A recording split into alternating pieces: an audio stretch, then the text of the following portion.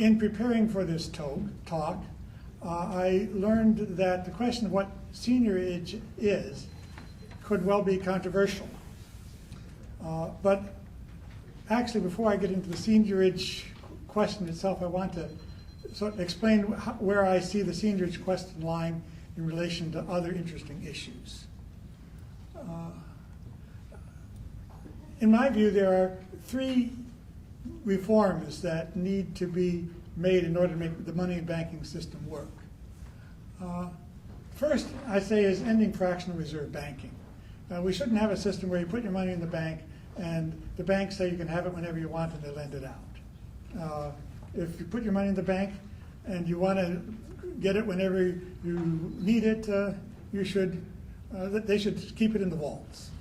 So this is a proposal from the 1930s, actually, and something that Steve and I agree on. And recently, a fairly prominent economist, Lawrence Kotlikoff, published a book, Jimmy Stewart is Dead, taking off on the movie It's a Wonderful Life, where he proposes that we abolish fractional reserve banking, and he gets endorsements for that idea from a very large number of quite prominent economists. So I'm pleasantly surprised that that idea is getting some good press in the economics profession, although I don't know that it's getting very much in the way of public debate yet. But that's one of the important things I think we need to make our money and banking system work properly. Secondly, I think we need to stabilize the value of money. The rate of inflation fluctuates considerably, not nearly as much in the past 25 years as it did before. We got the rate of inflation down in the early 1980s to 2 or 3%. I think we could get it down to 0. And I think it would be a good idea to do that, to have a monetary system in which the value of money was predictable on a long-term basis.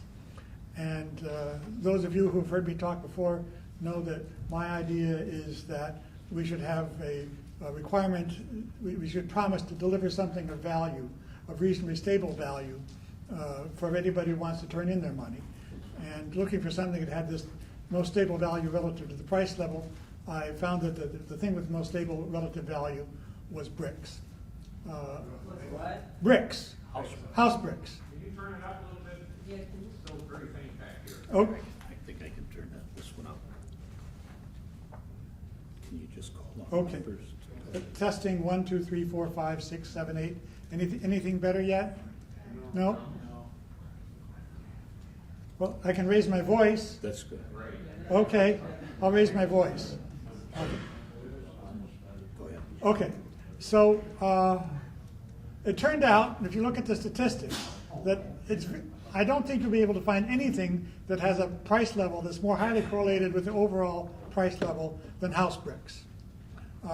It seems a strange thing to define money in terms of, but that's how I think you could stabilize its value. It's not the only proposal. There are proposals to stabilize the value of money by having a requirement to deliver a flexible amount of gold that varies with the price of gold. I'm not sure that that system would work. We need to do something to stabilize the value of money. I'm not sure a system of a flexible promise to deliver gold would work. You might also simply be able to have the government vary the money supply in such a way as to stabilize the value, though I'm somewhat dubious about that. But I think we ought to try seriously to get the value of money more stable than we have it. That's item number 2. And item number 3 is distributing seigniorage fairly. I think that we should have a system in which the profit from printing money is distributed equally throughout the economy. That's what I mean by fair. I suppose when I say fairly, people might have different ideas about what fairly means. My idea of fairly is equally to all adult citizens. So today I'm going to concentrate on that third reform without diminishing the importance I attach to the other two. So then we get to the question of what is seigniorage. I decided to look up the term in the Oxford English Dictionary. at my university, I have access to it online. It's easy enough to do. The Oxford English Dictionary is a place that traces back to the first uses of words. And I found that seigniorage, under a couple different spelling, has a definition, according to them, of a duty, that is a tax or charge, levied on the coining of money for the purpose of covering the expenses of minting, as a source of revenue to the crown, claimed by the sovereignty by virtue of his prerogative. So the king might say, I have the right to coin money, and if you want $100 coined in gold, you have to give me $102, and the $2 is what I'll charge you. I might charge you $10 or half a dollar or whatever, but something that the crown takes for the privilege of turning raw gold into gold of a specified value per unit. Then, as an example of recent usage, they give from 1891, the Daily News, whatever that is, 6 November, I suppose it's section 3, page 5, any profit which the state gets from note circulation, seigniorage, and the like. Now, one of the interesting puzzles about this is seigniorage in apposition, or is it another possibility along with note circulation? See, in other words, I know what seigniorage means with respect to coins. What does seigniorage mean with respect to notes? Is the profit you get by printing a piece of paper for a penny and charging somebody $1 to collect it from you, that 99 cents of profit, is that seigniorage? In the usage of economists, I see the word seigniorage used to include that profit on the circulation of paper money. So, as far as I'm concerned, the profit you get by printing money and circulating it is an example of what I mean by seigniorage, and I think it's a good usage of the term. Then you get to the question of, is the profit, well, it is the profit producing money. In my view, it is not the profit that banks get from fractional reserve banking. I think that we need a name other than seigniorage for that. I don't think we should call it seigniorage. It's a different phenomenon. If banking were a competitive industry, there would be no profits. There would be only ordinary profits in banking. I'm not saying that banking is competitive. It's somewhat more competitive, perhaps, than it used to be. If it were fully competitive, we would let anybody open up a bank, including foreign entities that want to do. And we're not that open about our banking now, and there is an element of monopoly profit in banking. But I think we should call that the profits of banking and the profits with fractional reserve banking, and not call it seigniorage. I think we need a different term. And so when I'm talking about seigniorage, I am not talking about the profits from fractional reserve banking. And I guess I also wanted to say to Steve, and perhaps to the rest of you as well, that I think it may be a mistake to write into the American Monetary Act the idea that banks are collecting seigniorage. I think that that makes it hard for people to understand what you're saying. Now, it has a certain emotional impact that you probably like, but I think that the cost in terms of confusion is greater than the benefits of linking it into other examples of seigniorage. It's not actually in the act, it is in a description. Oh, yeah, okay. Of Well, the act. yes, okay. So my suggestion would be that you find a different term for what you're talking about.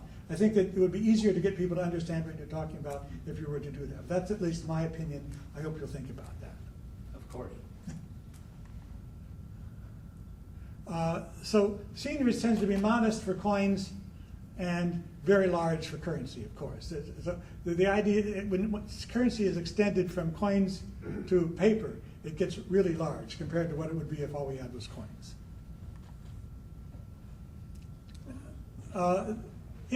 Some people have talked about a system of 100% reserves for money, that we should only issue money if there's gold in the ground or somewhere to back up the money. If we had such a system, there would be no seigniorage. What happens to the seigniorage? It doesn't appear in the national income accounts because dollars are debts. But question marks and exclamation points, isn't that amazing? Is that really true? Well, as far as I can tell, if you look at the accounts of the Federal Reserve banks, which are the ones who print the dollars count as assets. Well, when they put a dollar into circulation, they acquire a debt, an obligation, a purely notional obligation to pay back that debt, or to satisfy the holder of the money by giving something of value. But that's not true now. It's been a long time since it has been true. It's simply a quirk of the accounting system that it works that way, as far as I can tell. Now, this is my best effort to read the accounts and understand what's going on. It's possible that I'm wrong about this, but that's as much sense as I can make of it. Now, because the Federal Reserve banks are allowed to print money and put it in circulation, they get a lot of profit. And that profit does appear in the national income accounts in a somewhat unusual place. Maybe it appears in other places as well, but you can find it if you look at the tax receipts of the federal government. Formally, there is a 100% tax on the profits of the Federal Reserve banks. I'm not sure whether it's called a tax or just an obligation of the Federal Reserve banks to turn over whatever profit they get to the Treasury. And so if you want to know what is the seigniorage, one way of measuring the seigniorage we have in the economy is to ask what is the profit of the set of Federal Reserve banks. It used to be about $25 billion a year. A few years ago it went up to $35 billion. Most recently it's around $100 billion. The financial crisis has made it possible for the Federal Reserve banks to make a lot more profit than they used to, and this profit is going to the federal government. So the Federal Reserve, the Treasury collects all of the profit that the Federal Reserve banks don't spend. It creates an interesting issue of control with respect to the Federal Reserve banks. They can spend whatever they want to spend. Whatever they don't spend, they turn over to the Treasury. It makes it easy for them to spend lavishly. I think that they probably recognize that if their spending were too lavish, there would be some kind of public reaction that might suspend their ability to do what they're doing. But there hasn't been much controversy over that. So I would guess that the Federal Reserve banks have the capacity to spend whatever they think they ought to spend and not worry about where the money is going to come from. Although if it got too excessive, they would have some questions to answer. Mic closer. Okay, I'll try to keep the mic closer. Thanks for the advice. Well, how should we feel about what happens to the seigniorage? At least it's collected publicly. It goes to the Treasury. But there's something here somewhat like taxation without representation. It's a source of government revenue that the government doesn't have to go to the taxpayers and explain to the taxpayers why they should turn this money over to the government to be spent. Money that the government can spend without justifying its need to collect this money. So it has something in common with taxation without representation. It seems to me to be, for that reason, somewhat unattractive. I think that there's a reasonable argument for equal sharing of the seigniorage. That the existence of a system of paper currency without a corresponding reserve gives rise to some kind of profit. The possibility of somebody collecting money without producing anything. And it seems to me that when an economy generates an opportunity for some money to be generated without producing anything, the right thing to do is to share that equally rather than to just say it goes to the government and the government gets to spend it however it wants to without justifying it. Now, there are some people who propose the idea of a basic income guarantee. That is, that there should be some income that everybody gets whether they earn anything or not. And if you're looking for a a source of revenue that could use for a basic income guarantee without intruding on what ought to be people's proceeds from the efforts. The idea of financing a basic income guarantee from Seigniorage seems to have some nice internal consistency to it. So then the question arises as to how much seigniorage there is. Not very much.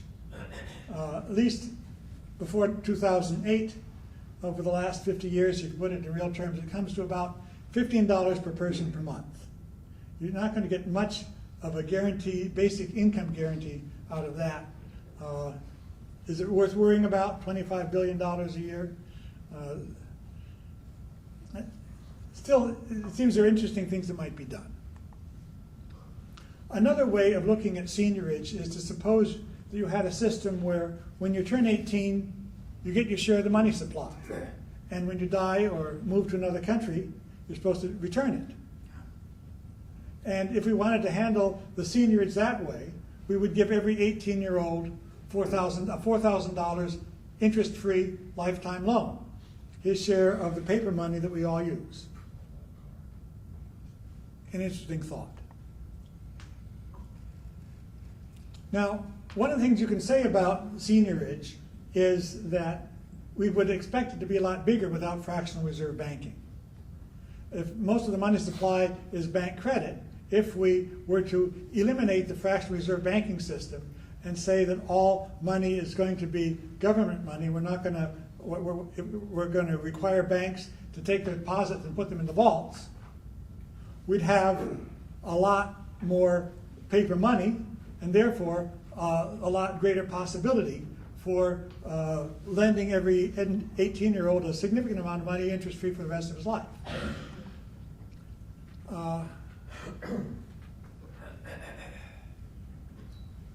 In the recent economic crisis, just in the fall of 2008, there was an increase in seigniorage of about $3,000 per person.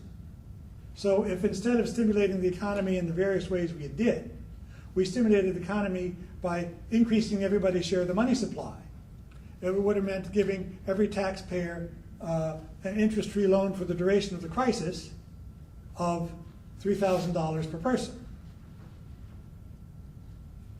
It might have done a lot more to stimulate the economy quickly than the things we did.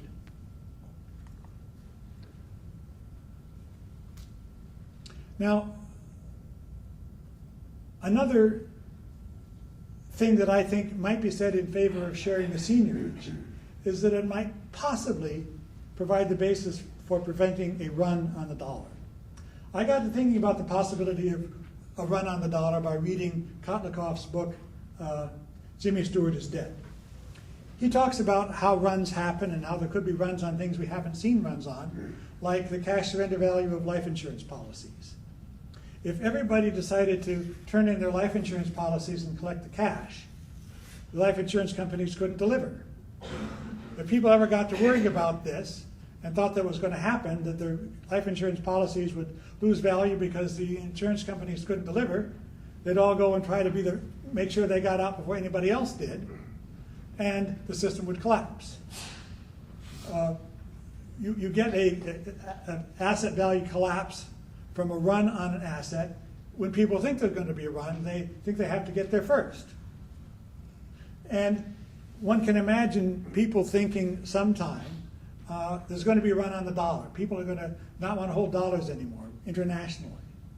And right now, we worry sometimes about the possibility that China will decide to turn in its dollar assets, and if it were to do so, the value of the dollar would drop drastically. And we think that they won't do it simply because they would lose so much in value of the assets themselves if they were to do it. But if the dollar assets abroad were distributed more widely, any one holder of those assets might decide that they could get out before the all happened. And in trying to get out, cause the beginning of a fall in the dollar that would lead to some kind of a snowballing effect. And if that were to happen, we could wind up with a dollar that was worth very little compared to other currencies because nobody wanted to hold them internationally. Well,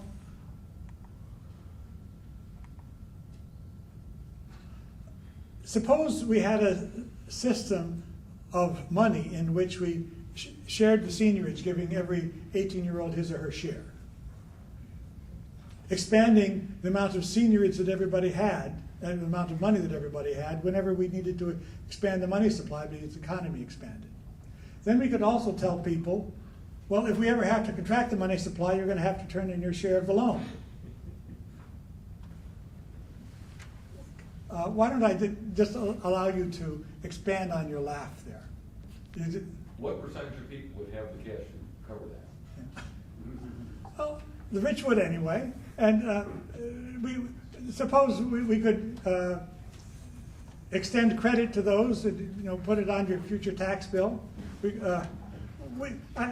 would have some chance of paying our debts, it seems to me, if we if we were prepared to take responsibility for them. Well, another thing that this implies is that if we were to give everybody his or her share of the money supply, we ought to give people the option. Say, would you like to participate in this scheme? It might, if there's ever some tendency toward a run, you'll have to participate in repaying your share. Now, to start with, we wouldn't be able to tell people to pay only back what they got because the existing money supply isn't covered in this fashion. But after a generation, after people had gotten their share of the money supply, if we could move to that system, we would then be in a position to say to people, if there ever is a need to shrink the amount of dollars in order to sustain their value, you're going to have to come up with your share, and if you don't like it, don't take your share to begin with.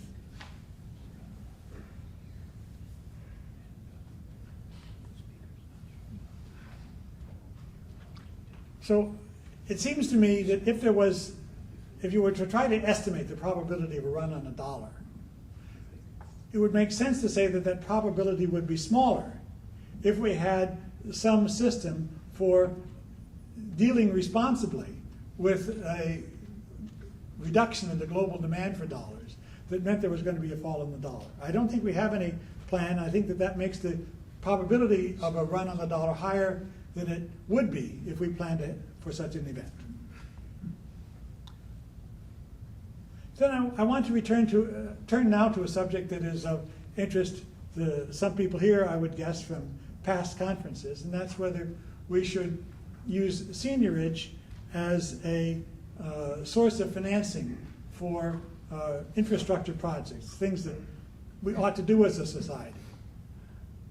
And my argument is that would generally be unjust. If there's a project that is worthwhile, then in principle there's a way of financing it so that the costs of the project are borne by those who benefit from it. And I think that's fair, and I think it leads to better project evaluation. We don't get projects advocated that aren't worthwhile if we have a system for financing them by those who are regarded as getting the benefits of those projects. So I don't like the idea of taking the seigniorage and using it to finance infrastructure. However, it can be argued, I picked up the argument in previous conferences here, that infrastructure projects, by increasing the capacity of the economy, increase the amount of money that is needed in the economy. And it would not be unjust to say that to the extent that an infrastructure project increases the demand for money, we're going to take that part of the money supply and use it to finance the infrastructure.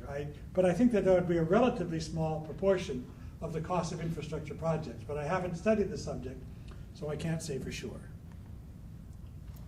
So this is about the end of my remarks. So I would suggest that you think about the question of how the seigniorage should be distributed. Do you like the way we're doing it now? How do you think it ought to be done? And when you think about it, I suggest you think seriously about the idea that seigniorage should be distributed equally. Oops. And that's the end.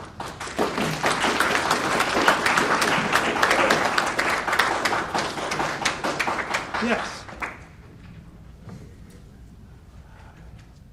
1 second.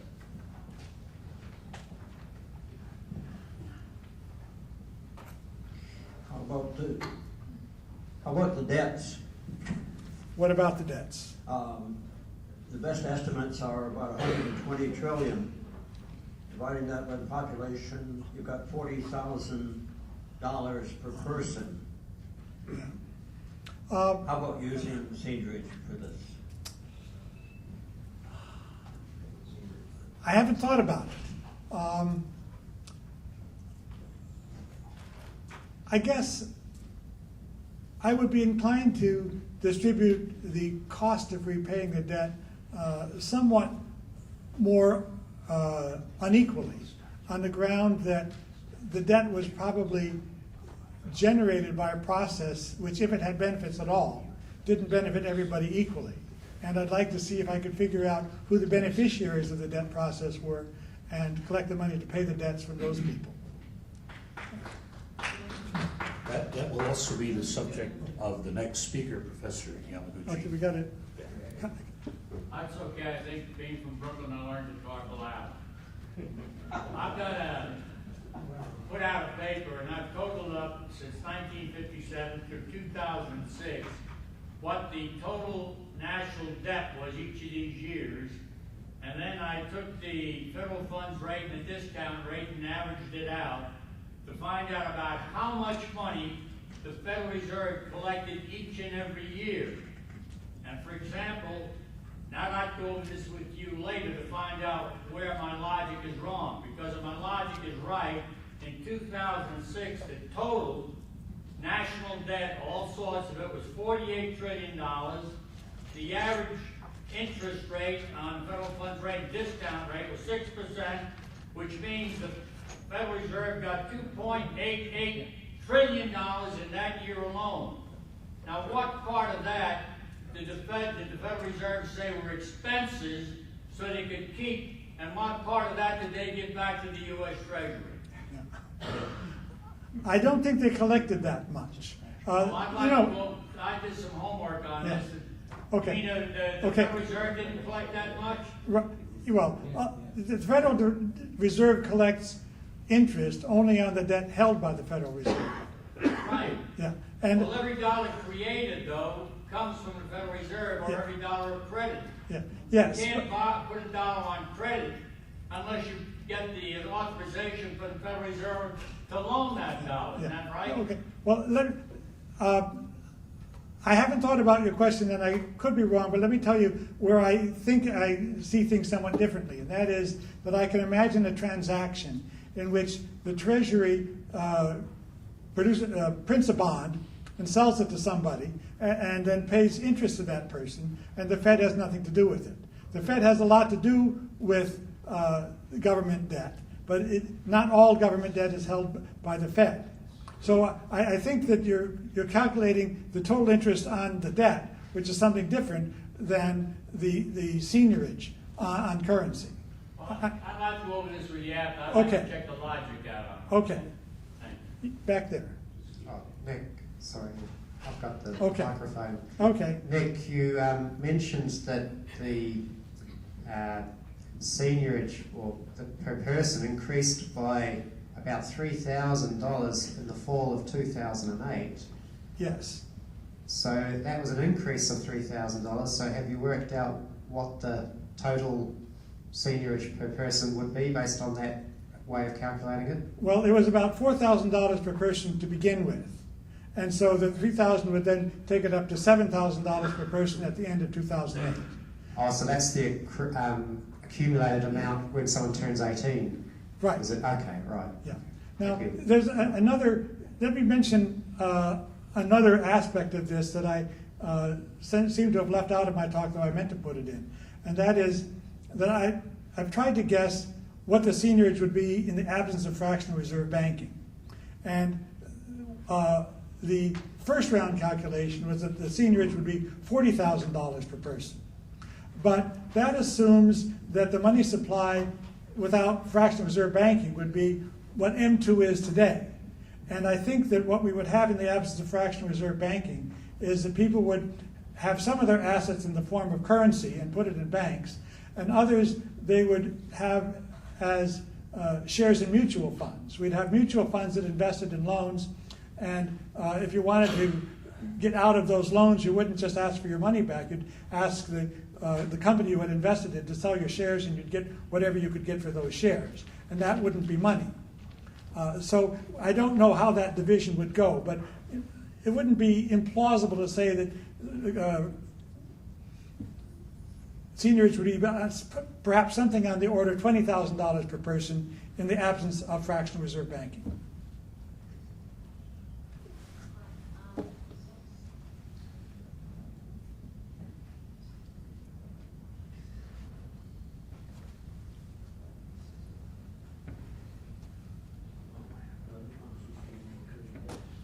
Let's see, Hi. Hello. I just want to ask some questions to see if I really understand. First of all, seigniorage, are you saying it's equivalent to the profit on issuing money? Yes. Okay.